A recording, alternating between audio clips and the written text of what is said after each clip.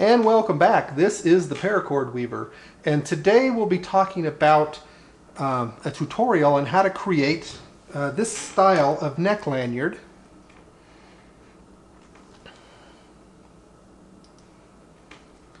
Right here.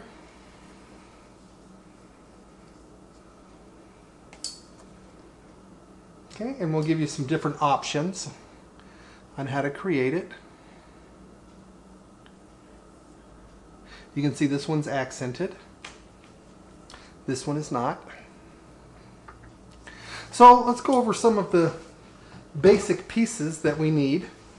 You're going to need two 13-foot pieces of 550 paracord or other type of cord that you're going to use, and you'll need two 8-foot pieces of cord.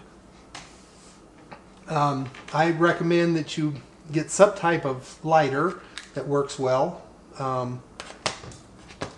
Something to cut your cord with. Something to pull the cord through to hang on to the cord as you're tightening it up. I use an awl quite a bit. And you may want to use some paracord feds. These make it a little bit easier as you go along. They're not required.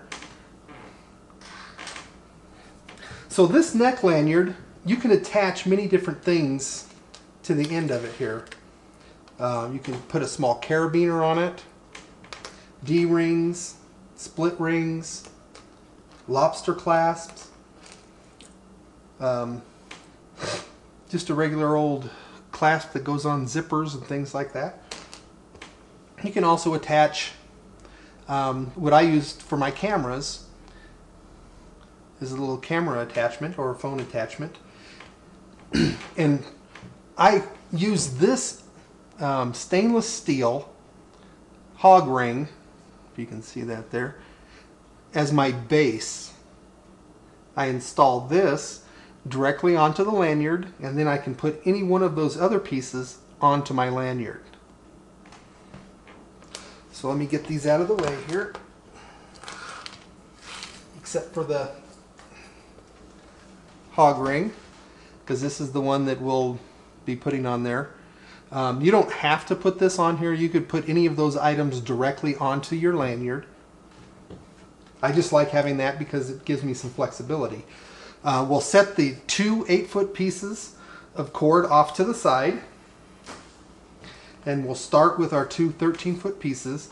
This will be a multi-part series because there's different sections, and you may know how to do one section and want to jump to another. So I'm going to do this in sections so that you can do that. Okay, we'll start with our two 13-foot pieces. We'll fold them in half, run our fingers between them to find the center. We'll come right up to the end here. Then what we need is to take our hog ring or whichever other clasp or attachment you want to use. You can also put a loop on the end of this if you want. So go ahead and put it through there like that. And we're going to run that to the center here.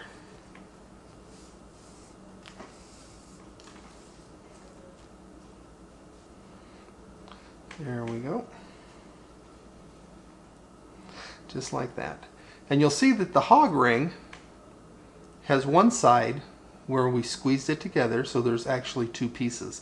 That we want to put towards the cord so that our triangle piece is sticking out. And we're going to start with a basic crown sennet.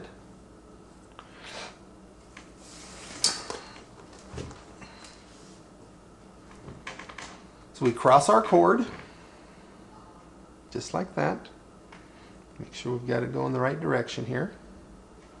There we go. Okay. So we cross our cord. We go over one side, over the other side, create our loops. Take the other color, go over the long lead side to the short lead side on the other one. Okay. Same thing on the other side. Over the long lead side, into the loop.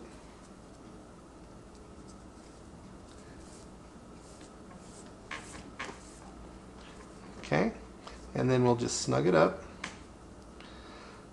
Before we snug it up too far, let's make sure that we have our cord centered.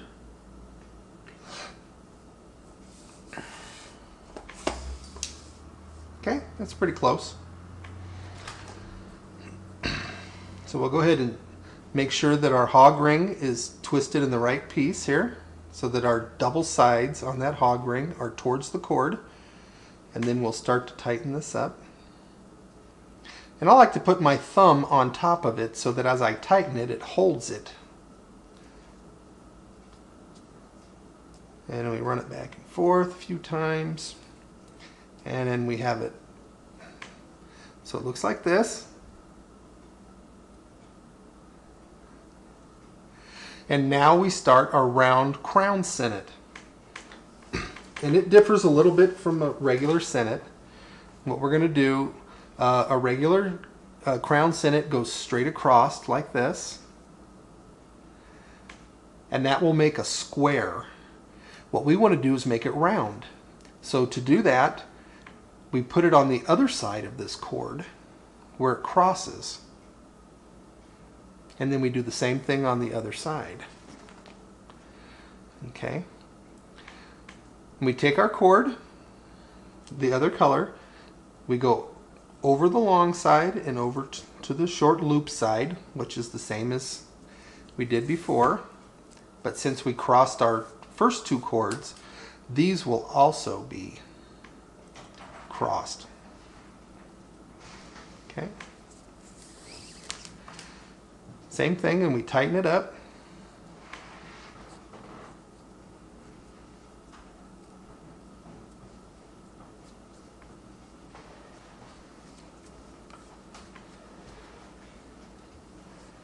Okay. So another option when tying a round crown sinnet, instead of going over, we go over the cord, the one next to it, and then we take that cord and we go over two, so that you're over both of the same color cord, and then you take this one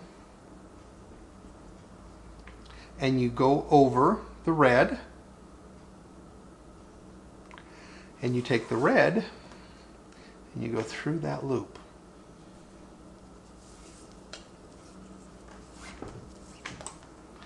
Okay, and then we just tighten it up.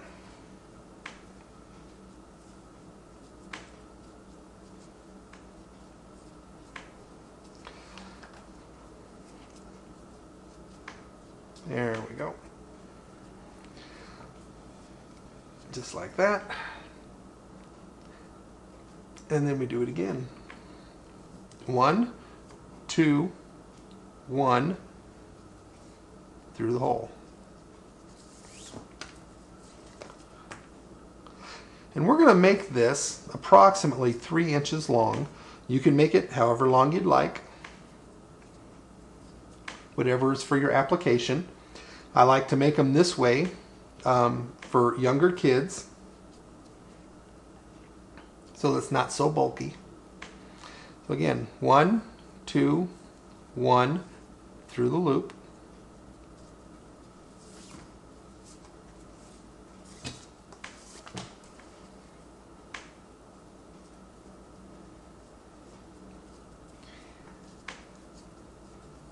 There we go. And you can change up knots. You can put anything here as a base. You don't have to use the round crown sinnet. I like to use it that way. I like to create things, not just create a bracelet over and over. So I like to make things that are useful. And I use some of the basic knots to do that. And you can start with either one of these. It doesn't, you don't have to start with the same color.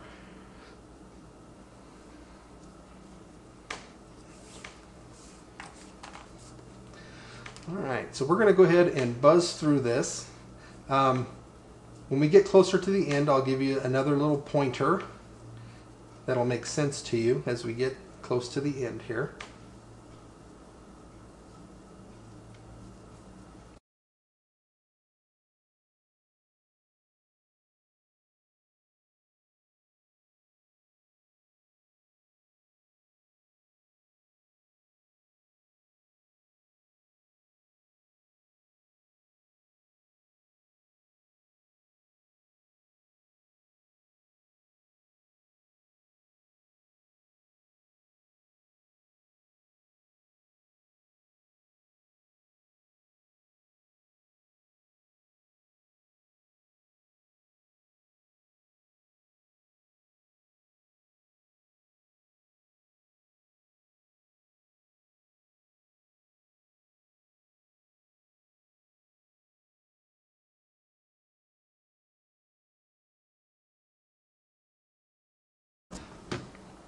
Okay, now that we're getting close,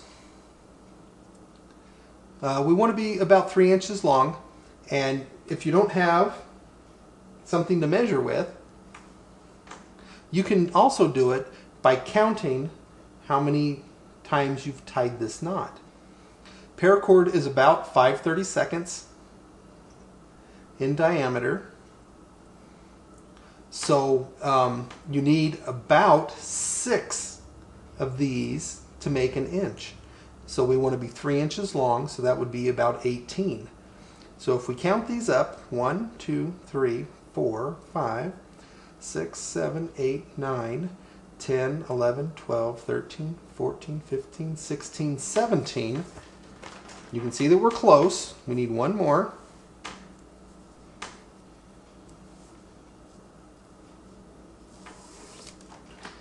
There we go.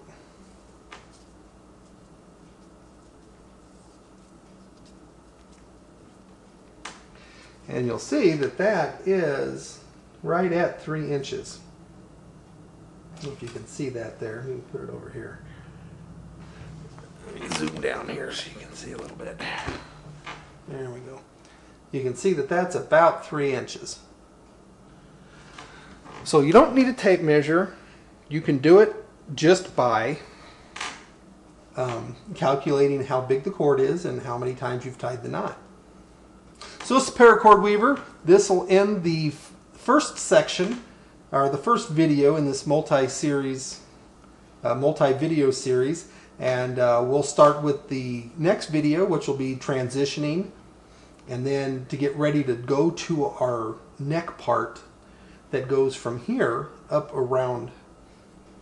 So it's Paracord Weaver. We hope you enjoyed it, and we'll see you next time.